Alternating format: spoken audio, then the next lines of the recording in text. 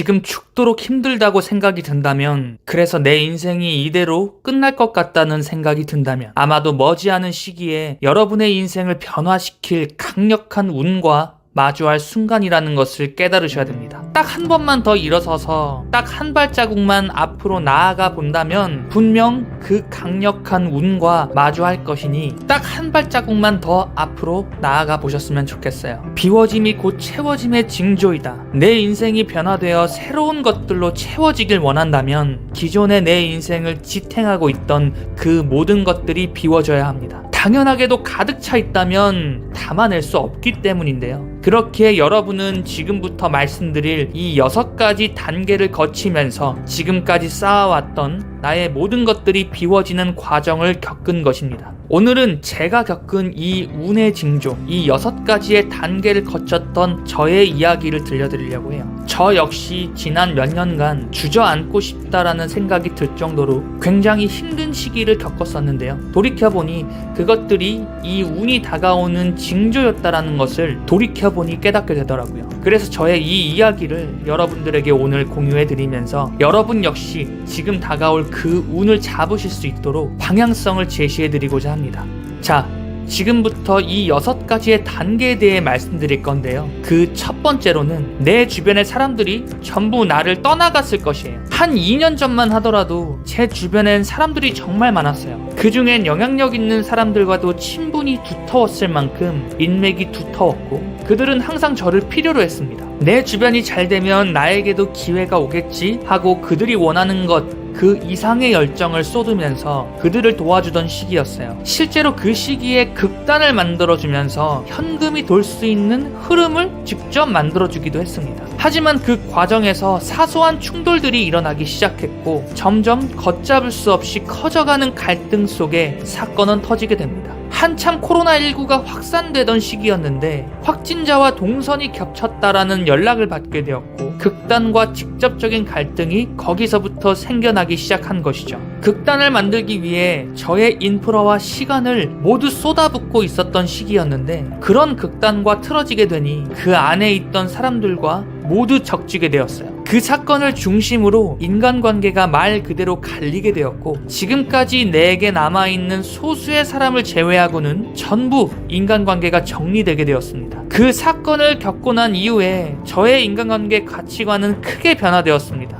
두루두루 잘 지내고 좋은 사람이 되자는 마인드에서 이제는 내 사람을 구분하기 위한 그 기준이 더욱 촘촘해졌고 확실한 검증 관계를 거치지 않으면 내 모든 것을 오픈하지 않는 그런 가치관으로 변화되게 되더라고요. 그 시기를 돌아보면 주변에서 항상 저에게 말하길 왜 그렇게 무의미한 시간을 쏟냐, 너의 이점을 챙겨야 한다, 이렇게 많이들 조언해주곤 했는데 그 말을 무시하고 제가 저의 방식대로만 계속해서 밀고 나가니 이 세상이 저를 변화시키기 위해 그러한 큰 사건을 만들어준 것이라고 생각되더라고요. 덕분에 저는 저의 시간을 쏟는 것에 있어서 제 시간에 대한 가치를 아는 사람들과 더 시간을 쓸 수 있게 되었습니다. 비워진 그 인프라의 자리로 새로운 사람들이 들어오기 시작했고 그 새로운 사람들로 인해 새로운 기회를 맞이할 수 있었던 거예요. 만약 계속해서 제가 이전과 같은 인간관계를 이어가고자 했다면 지금 내 시간에 대한 가치를 나 스스로도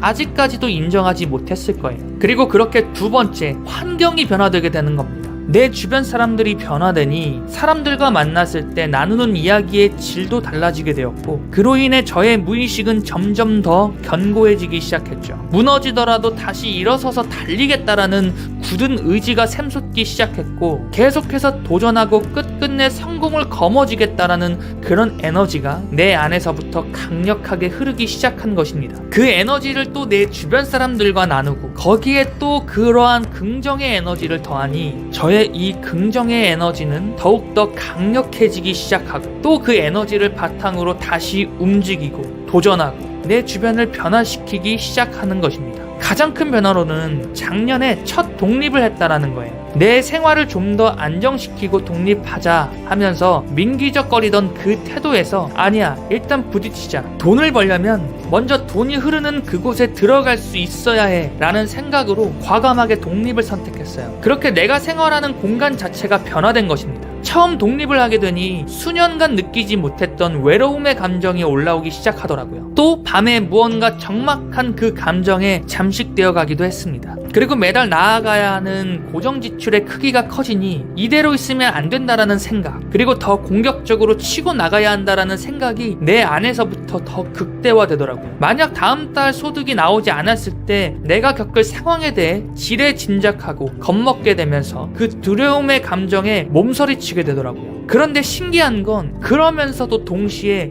그 두려움보다도 더 큰 욕망이 내 안에서 피어나게 됩니다. 바로 내가 이 집을 책임지기 위해서는 더 움직여야 한다라며 내 마음을 더욱 단단하게 만들기 시작한 것이죠. 그리고 더 나아가 앞으로 내 집은 57층 한강뷰를 담은 고층 아파트에서 살 것이다 라면서 더욱더 강력한 욕망을 품기 시작했습니다. 그러면서 더 적극적으로 움직이기 시작했고 결국 두려움의 감정보다는 욕망이라는 동기부여로 2023년을 개척하고 있는 것이죠. 이처럼 내 환경이 변화되면서 새로운 목표가 생기고 그에 따른 새로운 생활 패턴을 만들어가기 시작하면서 내 인생이 점차 운을 맞이할 수 있는 가능성을 점점점 높여가게 되는 것입니다. 그리고 세 번째, 운이 바뀌는 이 시기에는 항상 큰 사건이 일어날 수도 있다라는 거예요. 작년 6월에 첫 독립을 결정하면서 내 인생이 더 가파르게 잘 될 운명으로 가고 있다고 그렇게 스스로 믿었습니다. 왜냐면 작년 한 해 상반기 동안만 제가 벌어들인 금액이 약 7천만 원에서 8천만 원 정도가 되기 때문에 앞으로 남은 하반기도 승승장구할 것이라고 그렇게 생각했어요. 하지만 그로부터 약 5개월 동안 저는 단 한 건의 계약도 쓰지 못하는 상황이 되었습니다. 정말 좋은 현장이라고 생각해서 들어왔는데 분양 승인이 나지 않아 영업을 할 수 없는 상황이 약 5개월 동안 이어진 것이죠. 게다가 이 업 특성상 이렇게 딜레이 된다고 하더라도 사기 저하를 우려한 간부들은 항상 이렇게 말합니다. 다음 주엔 진짜 오픈될 것 같아 준비해야 돼. 처음엔 7월 초에 투입되어서 바로 영업하면 된다라고 했는데 7월이 되니 7월 중순, 또 7월 말, 그렇게 8월 중순이 지나고 또 8월 말이 돼서야 드디어 현장에 투입하게 됩니다. 그렇게 9월이 되었고 사전 준비 기간을 한 달 거쳐야 한다라고 또 다시 공지가 나오게 돼요. 10월엔 정말 영업할 수 있겠지 이렇게 생각하면서 마음을 다잡았으나 결국 10월에도 오픈되지 않았고 최종적으로 11월이 돼서야 모든 승인 과정이 다 허가되어 비로소 영업할 수 있는 환경이 조성되더라고요. 그래, 지금부터 더 계약 많이 쓰면 되지.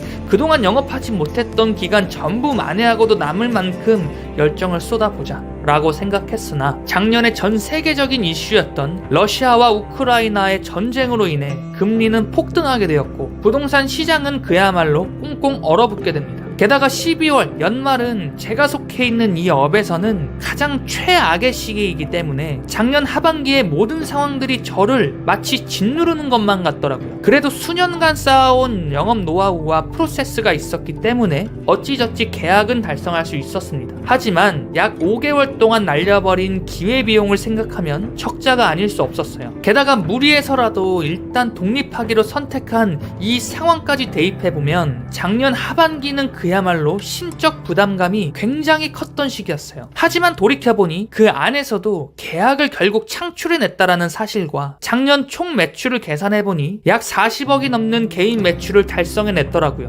뭐 상가같이 금액이 큰 물건을 다뤘다면 더 큰 매출을 낼 수도 있었겠지만 그게 아닌 레지던스라는 비교적 소액 물건과 하이엔드 레지던스라는 상품만을 다뤄 이뤄낸 성과였기 때문에 유의미한 업적을 세웠다라는 그런 생각이 들더라고요. 게다가 작년 12월에는 팀장으로 스카웃 제이가 들어오게 되면서 지금은 내 조직을 세팅하면서 한 단계 더 나아가고자 하는 꿈을 꾸고 있습니다. 이처럼 이 세상은 내 계획대로만 흘러가지 않기 때문에 많은 사람들이 좌절하고 쓰러지는 것 같아요. 하지만 그 시기를 결국 극복해내고 다시 돌아보았을 땐 그 시기 덕분에 얻을 수 있었던 그 이점도 분명히 있기 때문에 내 계획대로 흘러가지 못했다고 좌절하는 것보다는 오히려 이 시기를 거쳤기 때문에 내가 더 단단해질 수 있었음을 깨닫는 것이 더 중요한 것 같아요. 그렇기에 네 번째, 내 마음에서 어떠한 깨달음을 얻고자 하고 그렇게 또 감사함을 느낀다라는 거예요. 작년에 그 시기를 겪으면서 내가 왜 이런 선택을 해서 작년 하반기를 그렇게 날려보냈어야 했나 그렇게 고민하던 때도 분명히 있었어요. 하지만 돌이켜보니 오히려 이 시기에도 계약을 써낼 수 있었던 나 자신에게 잘했다며 칭찬해주고 싶은 마음이 더 크게 생겨나게 되더라고요. 그러면서 운이 점점 나를 돕고 있는구나. 이 세상이, 이 우주가 나를 더 잘될 운명으로 이끌어주고 있구나라는 감정이 온몸의 세포를 통해 그렇게 느껴지게 되더라고요. 그러면서 자연스레 감사하다라는 그 마음이 내 안에서부터 샘솟기 시작했습니다. 그리고 5번째, 내 안에서 자신감이 가득 찬다라는 것인데요. 그 모든 힘든 상황을 이겨냈음에 앞으로 다가올 그 시련 또한 기꺼이 이겨낼 수 있을 것이라는 자신감 또한 또 생겨나더라고요. 그래서 또다시 앞으로 나아가며 도전할 수 있었습니다. 2023년엔 이 경험치와 자신감을 바탕으로 나만의 팀을, 조직을 꾸리고자 계획하고 있고, 지금 그 생각을 실제로 나의 현실로 끌어당기기 위해 몰입하고 있어요. 심지어 작년의 그 시기에 저를 지켜보시던 실장님 한 분이 저의 그 생각을 지지해 주시면서 저의 팀을 꾸리는데 직접적으로 힘을 보태주고 있습니다. 이처럼 그 시련을 이겨내니 자연스레 내 안에서도 더 자신감으로 가득 차게 되더라고요. 그리고 마지막 6번째 특징으로는 몸이 이유 없이 아프고 사고를 당할 수도 있다라고 하는데, 희한하게 작년에 제가 직접적으로 아프거나 사고를 당하진 않았지만 갑자기 누군가가 제 손을 툭 친 것처럼 그렇게 핸드폰이 뚝 떨어졌는데 액정이 그대로 나가버려서 핸드폰 전체를 갈아야 하는 상황이 벌어지고, 또 설거지를 하다가 갑자기 접시가 뚝 떨어지면서 사방으로 파편이 튀며 깨지는 등 희한하게 작년에 이런 사건들이 벌어지더라고요. 저는 이게 저의 몸을 대신해서 대신 액땜해 주었다라는 그런 생각이 문득 들었습니다. 억측일 수도 있겠지만 희한하게 작년 9월쯤 이러한 사건들이 몰아서 집중적으로 벌어졌다라는 게 저는 참 신기하더라고요. 무언가 좋은 흐름이 다가오는구나 하고 직감적으로 느끼기도 했습니다. 이처럼 꽃이 피는 봄을 맞이하기 위해서는 반드시 매서운 겨울바람을 거쳐야 하는 것처럼 우리 인생의 시기에도 봄, 여름, 가을, 겨울이 있다는 것을 꼭 기억해 주세요. 앞으로 저의 인생이 맞이할 기회, 제가 생각하는 57층 한강뷰라는 목표를 이루어가는 과정을, 그러니까 제가 운을 잡아 내가 꿈꾸는 그 모든 것을 이루어 나가는 그 모습을 이 채널에서 계속 공유하고자 합니다. 여러분이 그리는 여러분의 최종 목적지는 어디인가요? 지금까지 57층 한강뷰였습니다. 영상 시청해주셔서 감사합니다.